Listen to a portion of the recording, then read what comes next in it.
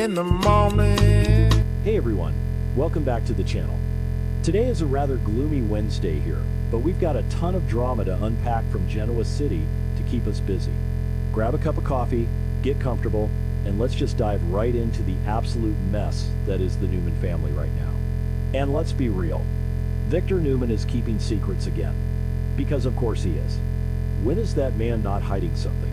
He practically breathes secrets. But right now, sitting here watching the episodes unfold, it feels different. It feels heavier than his usual corporate espionage stuff. He's holding back on a few major fronts, and it is driving me crazy. Maybe I'm being too harsh on him because of the whole Nikki situation. I mean, Nikki just had major brain surgery to remove that massive tumor pressing on her optic nerve. The woman had a 10% survival rate. For crying out loud, Victor is terrified.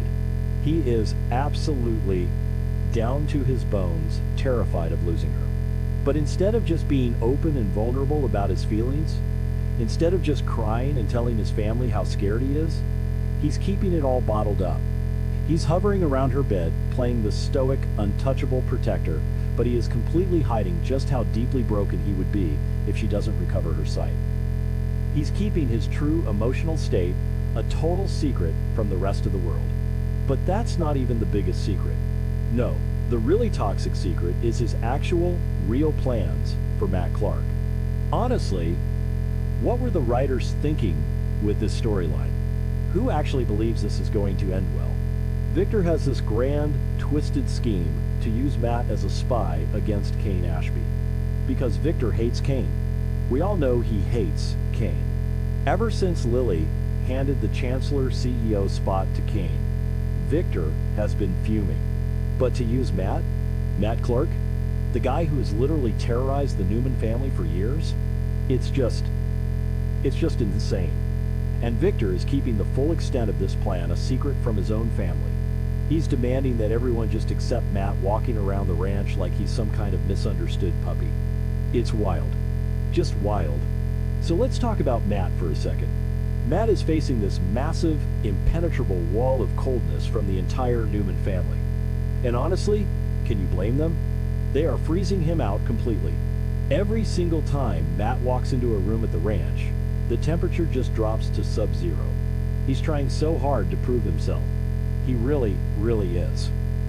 With this whole amnesia thing, he's walking around looking like a lost little boy who just wants a hug. We saw him literally crying in the Newman gym, punching a punching bag and sobbing about how he wants to be a better person. He begs for a chance at redemption. He tells Victor he wants to make up for all the horrible, unspeakable things he did. But the Newmans are just not having it at all. They absolutely oppose Victor having anything to do with Matt. They are completely 100% against Victor using Matt to go after Kane. It's tearing the family apart right before our eyes. And then there's Nick. Oh man, Nick Newman. My heart just breaks into a million pieces for Nick right now. Nick is on high alert. He is constantly looking over his shoulder, jumping at shadows.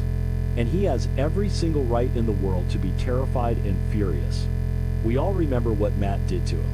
Just a few episodes ago, Matt kidnapped Nick, held him hostage in that creepy abandoned gas station in Vegas. And worse, Matt intentionally fed Nick's addiction. He pumped Nick full of fentanyl just to watch him suffer. He wanted to break Nick down until he was nothing but a shaking, desperate mess on the floor. So how in the world is Nick supposed to just look at Matt and say, "Oh sure, you have amnesia now, let's be buddies"? It's impossible. It is literally impossible.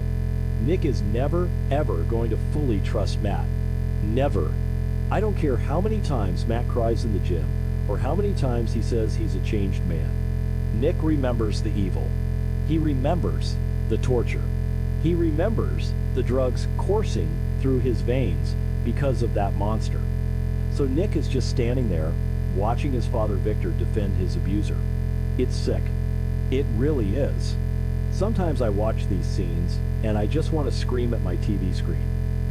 Victor is choosing his petty business vendetta against Kane over his own son's mental health and physical safety.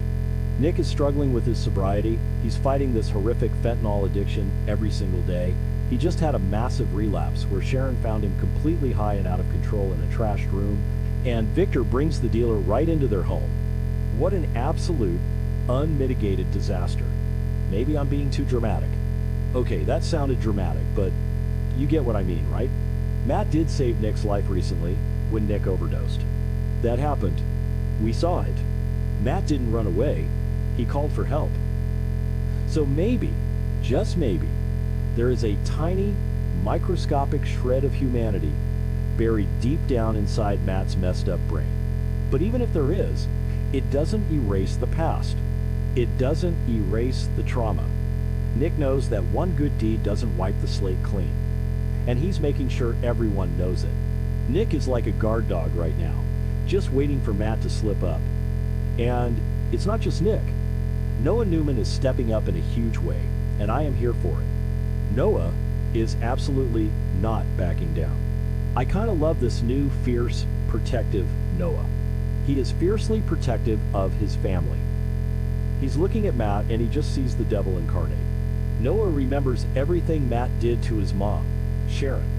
The horrific, unspeakable things Matt did to Sharon in the past. You don't just forgive a guy who terrorized your mother. You just don't. Noah is on constant 24/7 alert. He is watching Matt's every move like a hawk. He doesn't buy the Amnesia Act for a single second. Noah even went as far as building that replica of the Shadow Room. Remember that? The club from Los Angeles where Matt and Sienna used to hang out. Noah built a replica of it right here in Genoa City just to try and trigger Matt's memories. He wanted to force Matt to remember who he really is, so that Matt could finally face real justice and be thrown in a dark cell where he belongs. That was a bold move. A really, really bold move. Noah's tired of Matt playing the victim. He's tired of Matt hiding behind this convenient little amnesia excuse. Noah wants the monster to wake up so they can finally put him down for good. It's dark, but honestly, I get it. I completely get where Noah's coming from. So you have Nick and Noah forming this united, unbreakable front against Matt. They are the wall. They are standing between Matt and the rest of the family, and they are refusing to let Victor's crazy plans put them in danger again. They are opposing Victor at every single turn. And Victor just doesn't care. He just doesn't get it. He thinks he can control Matt. Victor always thinks he can control everybody. It's his fatal flaw. He thinks he can hold Matt's leash, use him to destroy Kane Ashby, and then just dispose of him when he's done. But Matt is a wild card. Amnesia or no amnesia, Matt Clark is dangerous. He is a ticking time bomb. The fans on social media are losing their minds over this. Everyone is talking about how disrespectful Victor is being to Nick. And I agree. It's totally disrespectful. You guys know I've been covering this show for a while and I've seen Victor do some ruthless, cold-hearted things.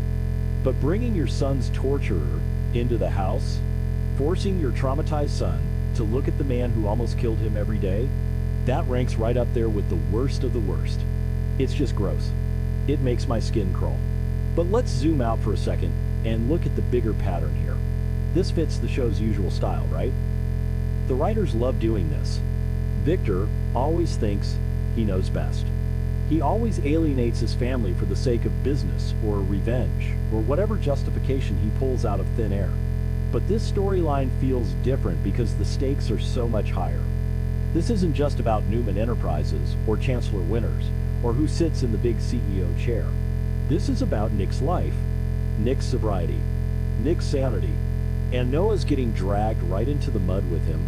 The generational trauma is just spilling out all over the screen, and it is heavy to watch. And what about Matt's redemption? Is it even possible? I mean, the writers are really trying to push this narrative that Matt is a new man. He's bonding with Phyllis, which is a whole other level of crazy. Phyllis and Matt going on dates? Disgusting. But Matt is trying to prove himself to the Newmans. He wants their approval so badly. He wants Victor's approval. It's almost pathetic to watch. He's like a stray dog begging for scraps at the Newman dinner table. But Nick and Noah are making sure he gets nothing but cold stares, slammed doors, and absolute hostility. They are not giving an inch. I just keep wondering, what happens when Matt's memories fully come back? Because they will. This is a soap opera, you guys. The amnesia never lasts forever. It just doesn't. When Matt remembers the kidnapping, the explosion in Vegas, the fentanyl, the deep-seated hatred he has for Nick and Victor, what then? Is he going to snap? Is he going to realize that Victor was just using him as a pawn again?